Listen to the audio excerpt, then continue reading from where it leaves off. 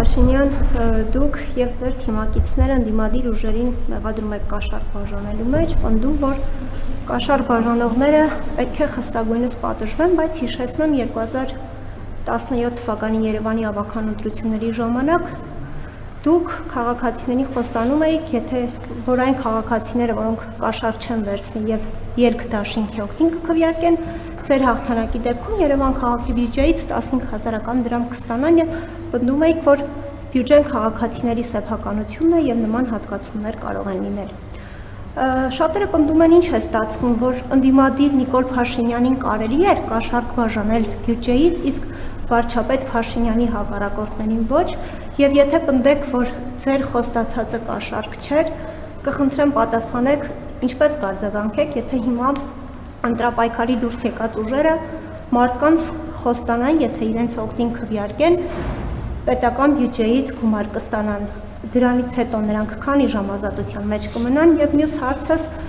ճեպազրույցներից մեկում դուք նշեցիք, որ 44-օրյա պատերազմի մասին չկա մի բան, որ ժողովրդին հայտնի չէ։ Այնուամենայնիվ պատերազմից 5.5 տարի անցել եւ մեր բոլոր զոհերի անուն ազգանունները դեռ չեն հրապարակվել, ինչը մանիպուլյացիաների դաշտ է բացում եւ տարբեր շրջանակներ տարբեր թվեր են նշում 5000 զոհ, 4000 զոհ, մի առիթով էլ դուք պլյուս-մինուսով մի թիվ նշեցիք եւ քննադատվեցիք եւ այսպես շարունակ։ Վերջին շրջանում ձեր թիմակիցները նշում են, որ զոհերի անունները հրապարակվել են Զինապահ հիմնադրամի կայքում, սակայն այսօր առավոտյան ես եւս մեկ անգամ այդ կայքը ուսումնասիրեցի եւ այնտեղ գտա 3251 զոհվածի անունը, եթե հաշվի առնենք ՔԿ-ի նշած 3833 թիվը, ապա այդ դեպքում էլ 582 զոհվածի անուն ազգանուն այդ կայքում դեռևս հրապարակված չէ, բայց հանրությունը, ժողովուրդը իրավունք ունի իմանալ զոհերի անուն ազգանունները։ Ի վերջո երբեք մեր բոլոր զոհերի անուն ազգանունները հրապարակելու եւ վերջ տակ այս շահարկումները։ Շնորհակալություն։ Ձեր առաջի հարցի վերաբերյալ մենք հենվում ենք Երևան մարմինների, այսինքն լիազորություն ունեցող մարմինների գնահատականի վրա։ Եվ ձեր նշած ժամանակահատվածում էլ իրավապահ համակարգը ազատ էր գնահատական տալու։ Այդ իմ հայտարարությանը իրավական գնահատական չի տրվել, հետևաբար սրանով որևէ մեկնաբանություն անելու առիթը սպառված է։